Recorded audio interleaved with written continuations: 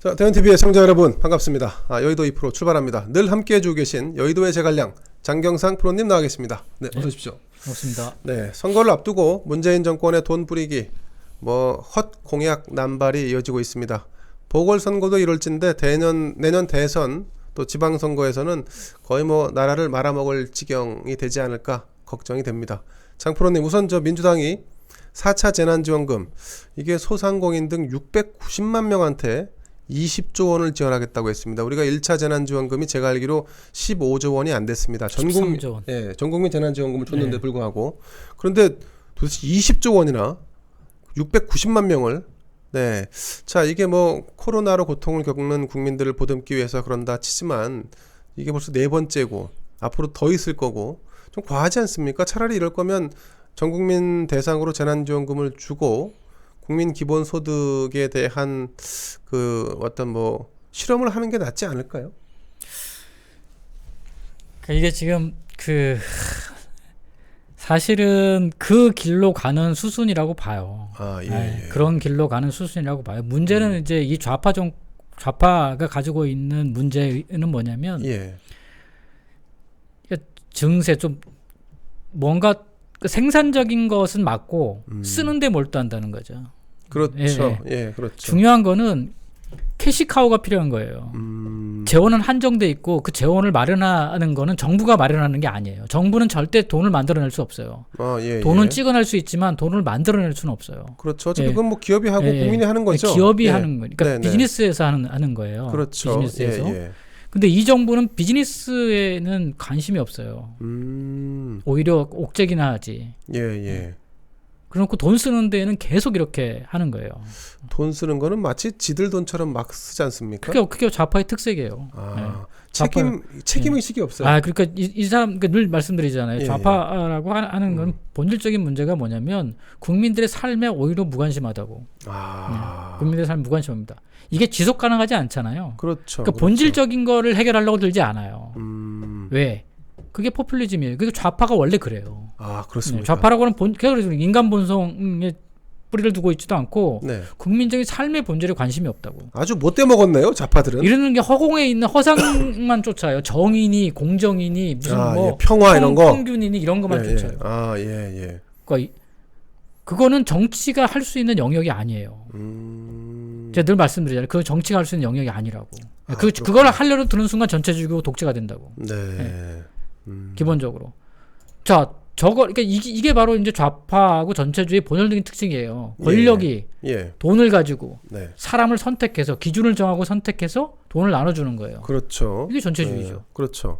이게 독재고. 저 기준도 모호하고 받는 사람들은 주면 받지만 하지만 그 돈이 어디서 나올지 다 걱정입니다. 소위 얘기해서 기준이라는 것들은 늘 기준 근처에 있는 사람들이 있어요. 그렇죠. 억울한 거죠. 억울한 사람이 더 많이 발생해요. 690만 명을 지원하겠다고 하면 690만 명에 탈락하는 사람들이 있어요. 그 경계선에서. 있죠. 그 사람들 숫자가 더 많은 거예요, 원래. 근데 저게 지금 700만 명이면 3인 가족만 통계를 내도 국민 절반 가까운 사람들한테 돈을 주는 겁니다, 저게. 그렇죠. 국민 690만 가구라고 생각하시면 돼요. 그렇죠. 690만 가구. 엄청난 사람들에게 돈을 나눠주는 건데 690만 가구면 우리나라 절반이에요. 가구의 절반 수준이에요, 정확히. 우리 한 1300만 가구 정도, 1300만 가구 좀 가까이 될 거예요. 그럼 절반은, 근데 이게 또 이 나래비를 세울 때 가계 수입 구조로 나래비를 세우는 것과 저 지금 소상공인 자영업자를 그냥 퉁쳐서 세우는 거는 또 차원이 다르잖아요. 그렇죠. 소상공인 자영업자 중에서도 잘 사는 사람들 있지 않습니까? 그렇죠. 저게 문제가 뭐냐면 저게 속에서 소상공인들이 작년 1년 동안, 그러니까 그 이전에 평균 소액에서 매출액, 순이익이 있잖아요. 있죠. 근데 그걸 매출액 기준으로 지원해 주는 거예요. 저게 지금 지원의 핵심이. 그래서 저 단위가 커지는 거거든요. 근데 저게 제가 지난번에도 이제 1월 달에도 이제 했지 않습니까? 소상공인 자영업자들 지원을 했는데 매출 규모 이런 거 크게 안 따지더라고요. 그때는 그거 안 따지고 했어요. 그래서 규모가 적었어요. 그래서 그때 매출 안 들어갔어요. 규모가 적었어 그때. 그래서 거기 그때 당시에 지원했던 거 상당 부분이 상품권 이런 거예요. 그렇군요. 상품권이라고 하는 거는 소비를 지원해 주는 거지 소상공인을 직접 지원한 건 아니었거든. 아니 그럼 그런 논리라면 원래 영세한 소상공인 자영업자는 이번에 지원금이 늘지 않겠네요. 줄 수도 있겠네요. 그러니까 추가로 지원을 해줄 거예요. 원래 영세 소상공인한테는 지원이 원래부터 있어요. 예, 소상공인한테 지원하는 게 사회보험료도 지원이 되고, 그러니까 1인 자영업자는 사회보험료를 국가에서 다 대줍니다. 맞습니다. 게다가 융자를 해주죠. 정책금리로. 그렇죠. 네. 그래서 2차 보전금이라고 해서 시중은행에서 돈을 빌리게 하고 시중은행 금리와 정책금리의 금리 차를 갖다가 국가에서 대줘요. 사대보험도 마찬가지고요. 사회보험도 일정 국가에서 부분, 다 대주고. 그다음에 이제 속에서 경영자금 같은 걸 융자해주고 아예 너무 영세하면 경영자금을 단기간에 경영자금을 지원해줘요. 몇백만 원씩. 거기다 이제 컨설팅 비용도 대주고 뭐 여러 가지 또해서 이제 가게 이제 뭐 수리비 이런 것도 대주죠. 여러 가지를 대줍니다. 그래서 기본적으로 나가는 게 있는데 이번 거는 뭐냐면 아예 소상공인 전체가 지금 이제 뭐 영업을 못하는 게 많잖아요. 많았죠. 그래서 거기에 대한 보전을 해주는 거예요, 전체적으로. 그래서 규모가 큽니다, 이건. 그렇군요. 자, 그 정부는 이게 지금 3월달 29일부터 최대 500만 원씩 지원을 하겠다. 이렇게 지금 네네네. 기재부에서 밝히고 있습니다. 3월 29일부터 참 얘네들 참 이런 거 잘합니다. 4월 7일 딱 일주일 남겨놓고 29일부터 재난지원금을 지급한다는데 문제는 이제 심지어 대학생들에게도 주고 사실 그 세수 확보와는 전혀 이게 거의 무관한 이 노점상에게까지도 이 돈을 준다는 것은 이거는 국가 전체로 보면 큰 일탈이에요. 그렇죠. 네. 이건 뭐 근데 기본적으로 뭐 이거를 갖다가 반대할 수 있는 부분이 아니기 때문에 반대하기 어렵죠. 반대하기 어렵기 때문에 이와 같은 짓을 하는 거죠. 근데 이게 잘 보시면 그러니까 언발에 오줌 눕게요. 이게 지속 가능하지 않다는 제 말씀은 지속 가능하지 않다는 거죠. 그러니까 그러면 이게 가덕도와 같은 저런 그 얼빠진 그 소위 해서 SOC 그 토목공사하고 병행할 수 없는 거예요. 뭐 가덕도를 포기하고 준다면 말이 돼요. 28조 원 포기하고 가덕도 같은 거 안 하고 이렇게 준다면 말이 돼요. 재정을 그렇게 쓰는 겁니다. 그렇죠. 언택트 시대에 재정을 그렇게 쓰는 거. 재정 구조를 지출 구조를 완벽하게 바꿔야 돼요. 재정 지출 개혁이 필요한 거예요. 근데 기존에 쓰던 건 그대로 쓰고 토목공사는 더 하고 그러면서 또 이 돈을 쓰는 거예요. 근데 이거는 그냥 공중에다가 뿌리는 거하고 똑같아요. 이거 뿌리고 나면 없어. 이거 한 달도 못 가요. 맞습니다. 이거는 이게 지금 지난번에 KDI 조사에 따르면 1차 전국민 재난지원금 했을 때 소비 진작이 전체 나눠준 돈 중에 30%만 소비 진작으로 효과를 봤다는 거 아닙니까? 그러니까 나머지는 다 그 빚진 거 갚고 아니면 나중에 그 돈 써야 될 때가 있을지 모르니까 그냥 비축해두고 이런 식이거든요. 근데 제가 아는 그 소상공인 자영업자들 같은 경우는 그 소상공인 대출을 많이 받아놨어요 그동안에. 그렇죠. 그러니까 이거 받아서 그냥 거기 퉁치는 거예요. 왜냐하면 어차피 이자를 내지 않습니까? 그렇죠. 이자 내야죠. 그러니까 이런 거 받으면 이거를 소비로 쓰는 게 아니라 그냥 그런 데 퉁쳐버린다고. 그러면 대출금이 1,000만 원이면 여기서 한 500 받으면 500 그냥 퉁치는 거죠. 전혀 완전 증발하는 거예요. 이게 잘 생각해 보시면 지금 말씀하신 게 핵심인 게 뭐냐면 그동안 정부에서 했던 그동안 그 이전 정부에서 소위해서 보수 정부에서 했던 거는 그러니까 금융기관의 지원을 통해서 간접적으로 하는 방식이었어요. 근데 이거는 현찰을 주는 거니까 똑같은 건데 그러니까 보수 정부가 정직한 거죠. 똑같은 겁니다. 이게 그거하고 똑같은 정책이에요. 대신 개인들한테 돈을 주고 그 돈을 갖다 금융기관에서 뺏어가는 거예요. 맞습니다. 금융기관이 가져가죠. 그러니까 지분은 좋은데 남는 게 없어요. 제가 말씀드린 언발에 오줌 넣기라고. 맞습니다. 이게 소상공인한테 도움이 안 돼. 왜? 말씀하신 대로 그대로 금융기관에 들어가요. 금융기관 돌아갑니다. 결국 이건 뭐냐면 금융기관에 20조 원을 지원해 주는 거와 똑같아요. 나라 돈을 사기치는 거예요. 그러니까 이런 식으로 사기치는 거예요. 좌파라고 하는 게. 자, 그래서 중요한 게 이제 이게 벌써 이제 4번째 이제 4차 재난지원금인데 이 돈을 뿌리고 나면 그게 어떤 소비 진작, 얼마만큼의 소비 진작 효과가 있었는지, 또 국민들이 코로나로 인해서 줄어든 수입을 얼마나 보전을 해줬는지 뭐가 데이터가 나와야 될 거 아니에요.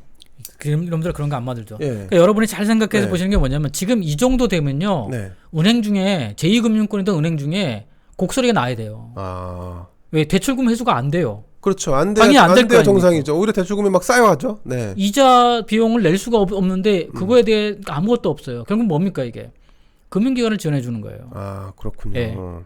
금융기관을 지원해 주는 겁니다. 이게 100%. 이게 우리 IMF 때랑 똑같은 상황이에요. 그렇죠. 똑같은 상황인 거죠. 그러니까 IMF는 국제적인 현상이라면 네네. 우리만의 현상이라면 이게 전 세계적인 현상이잖아요. 그렇죠, 기본적으로 그렇죠. 전 세계적인 네네. 현상인데 속에서 미국 같은 경우는 금융기관 일정 부분 금융기관도 지원해주고 개인한테도 하고 그런 부분들이 있는데 우리는 금융기관 지원을 안 하는 대신 개인한테 지원해주는 형식은 띄지만 이 돈은 다시 고스란히 금융기관에 넘어가요. 은행으로 간다는 거죠. 그래서 지금 금융기관들이 버티고 있는 거예요. 오히려 지금 그렇게 따지면 금융기관들은 더 좋아요.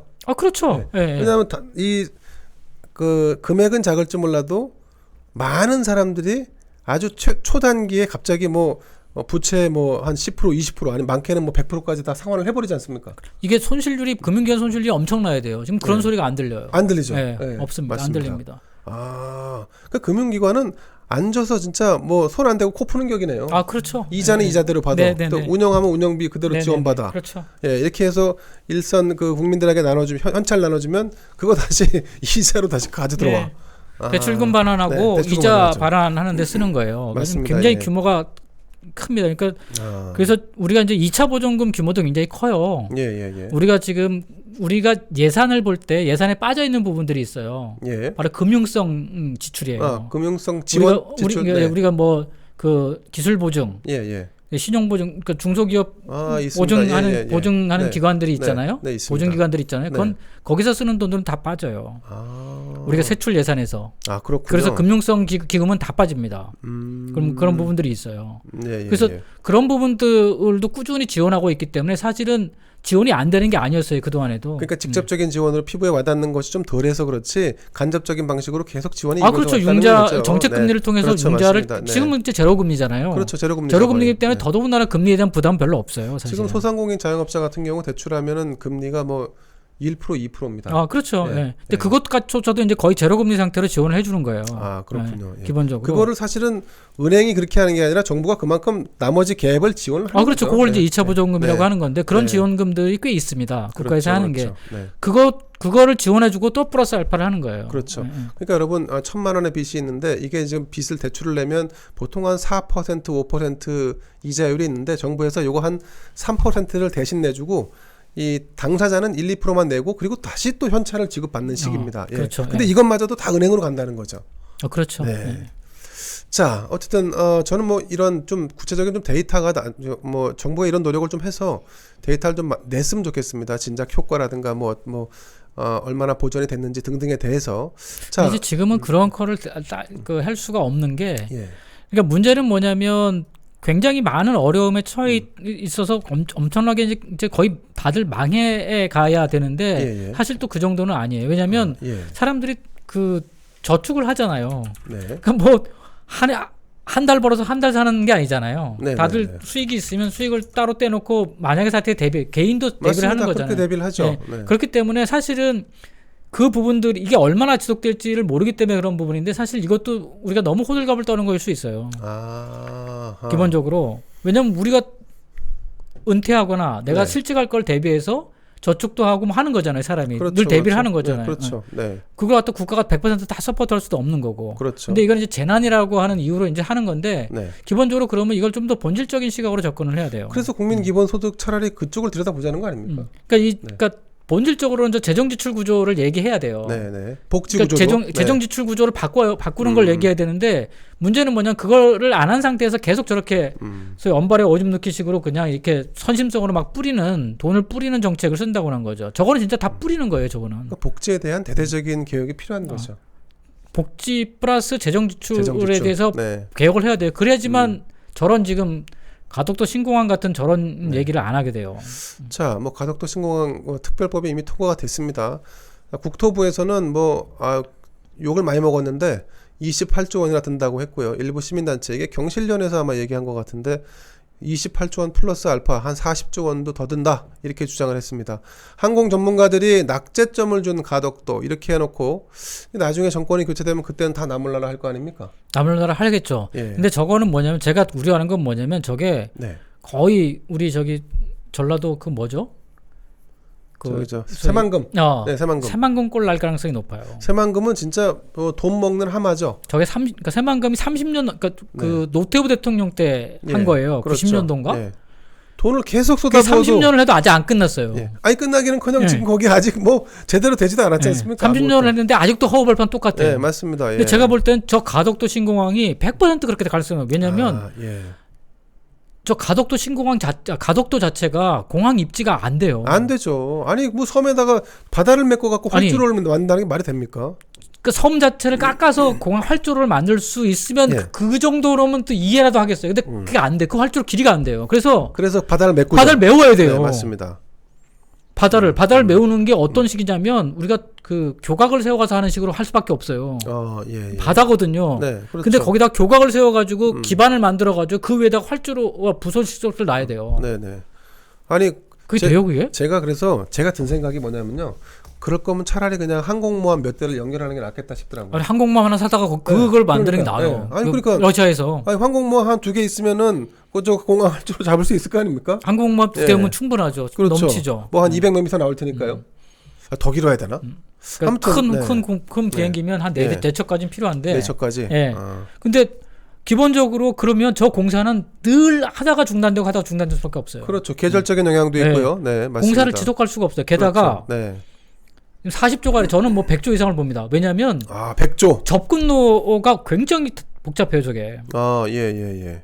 접근로가 주변에 접근로가 다 바닷길로 연결돼야 되잖아요. 그럼 그리고 공사비가 몇 배가 더 들어가요. 들어가는 건 하나밖에 없죠. 네. 들고 그럼 나는 길을 건. 여러 군데 뚫어야 돼요. 예. 그러니까 단순하게 속에서 KTX만 있는 게 아니라 예. 그러니까 KTX하고 지하철로가 같이 들어가야 되죠. 네. 그다음에 고속도로가 뚫려야 돼요. 그렇죠. 길이 여러 군데가 될 수밖에 없습니다. 기본적으로. 맞습니다. 예. 그리고 저기 왕복 뭐 2차선으로 뚫을 수 있는 게 아니잖아요. 아유, 넓게 해야죠. 네. 예. 왕복 최소한 4차선 내지 8차선을 뚫어야 돼요. 네. 한 8차선은 뚫어야 될 네. 겁니다. 여기 딱 진입로가 하나이기 때문에. 자, 여러분, 이제 우리가 걱정하고 있는 것처럼 가덕도 신공항은 제대로 안 될 겁니다. 이 부산 지역 민심도 리얼미터 여론조사에 따르면은 잘못된 일이다 뭐 53.6%, 잘한 일이다 33.9%. 뭐 이거 여론조사가 큰 의미는 없겠습니다만 전체적으로 이게 지금 문재인이 하고 있는 가덕도 신공항이 이게 제대로 굴러가겠나 이런 의구심이 강하다는 얘기예요. 이게 여론이 생각보다 싸늘하다. 이게 이제 문재인 정권 심판하고도 또 이게 연관돼 있는 거 아닐까요? 그렇죠. 네. 이제 지금 이제 부산 전체적으로 저런 네. 거는 이제 정책이라고 하지만 네. 본질적으로는 정권 말기에 정권에 대한 이제 심판적 성격이 강한 여론 결과죠. 저게. 그래서 이제 기본적으로. 국민의힘 박형준 후보의 독주가 꽤 눈에 띄게 이어지고 있는 것 그러니까 같습니다. 제가 말씀드렸지만 저거는 부산 선거에 별 영향이 없어요. 그러니까 그렇죠. 부산 선거에 영향을 미치는 게 이슈가 아니에요. 네네. 이게 오히려 지금 이 PK 내부도 분열시키고 PK와 TK를 분열시키고 이런 게 지금 상당히 좀 효과를 보고 있는 것 같습니다. 가장 본질적으로는 뭐냐면 야당을 가지고 곤혹스럽게 만드는 거예요. 그렇죠, 뭐냐면 그렇죠. 네. 가덕도와 같은 포퓰리즘은 찬성하고 네. 재난지원금이나 이런 거는 반대하고 그렇죠. 일관성이 없잖아요. 그게 제가 황당한 게 국민의힘이라는 겁니다. 그러니까 보수우파 정당답게 원칙론을 고수하든지. 근데 김종인 비대위원장은 부산 가서 가덕도 플러스 한일 해저 터널 허무맹랑한 얘기를 하고 있지 않습니까? 정말 한심합니다. 그래서 저는 국민의힘에서 돈을 뭐 마구 퍼준다고 하면서 나라 재정 걱정하면서 한편으로는 이런 정책에 동조하고 있다는 거 정말 어처구니가 없습니다. 김종인 위원장은 네. 이제는 본인이 학자로서도 이미 그 명분을 잃어버렸어요. 저 그렇죠. 사람이 재정학자라고 본인이 주장하는 사람이야. 그렇죠. 예. 뭐 독일에서 예. 전공했다고 했죠. 예. 예. 수십 년 전에 예. 한 40년 넘었을걸요? 한 50년? 근데 저런 황당한 거에 하면서 본인이 뭘 가지고 지금 야당의 비대위원장으로서 명분을 잡을 거예요. 명분이 없죠. 예. 저는 오히려 이 김종인 비대위원장이야말로 지금 국민의힘이 지금 아주 절차절명의 위기 그리고 또 이 생존하기 위해서는 아주 중요한 타이밍인데 그거를 김종인 비대위원장이 망쳐놓은 것 같다는 생각도 합니다. 변화의 동력을 그냥 짓눌러 버렸으니까요. 그래서 결국은 안철수라고 하는 제3의 어떤 지대에서 불어오는 그 바람에 그냥 무슨 뭐 겹불 쐬듯이 좀 이러고 있는 거 아닙니까? 그러니까 이게 저는 이제 홍준표 의원의 말처럼 안 됐으면 하는 희망을 뭐 강력하게 가집니다. 사실 서울시장 선거를 이겨야 되기 때문에 이 김종인 위원장의 몽리가 서울시장 선거를 만약에 망치게 된다면 그 원죄가 도대체 어디로 갈지. 저는 홍준표 의원 얘기가 되게 내추럴하더라고요. 홍준표 의원은 누구보다 잘할 거 아닙니까? 여기서 어떻게 하는 것이 지금 이 김종인 위원장이 자신을 위해서 하는 선택인지 아닌지 다 제가 봐도 느껴지는데요. 뭐. 지난번에도 말씀드렸지만 네. 기호 2번이 이겨야 자기가 설 자리가 있다는 이런 아주 그 개인적이고 지극히 개인적이고 그 그렇죠. 정파적인 것도 아니에요. 네, 맞습니다. 예. 지극히 개인적인 노욕이지. 노역이죠, 예, 노역. 네. 자기가 설 자리라니. 본인은 박수 칠 때 떠나야 되는 거예요. 무조건. 예, 예. 예. 떠나지 않으려니까 저런 목리를 부리게 되는 거예요. 예. 왜 안 떠나려고 그러지? 어차피 할 일도 없으실 텐데. 희한하네. 그래서 우리 홍준표 무소속 의원께서 이 목리 부리지 말고 아름답게 퇴진하라 이렇게까지 얘기를 했어요. 저는 유학에 보면 네. 유학 경전에 보면 그러니까 좋은 글귀 중에 하나가 뭐 제가 좋아하는 것 중에 하나가 뭐냐면 네네. 사람이 연령대별로 조심해야 될 게 있어요. 예. 네.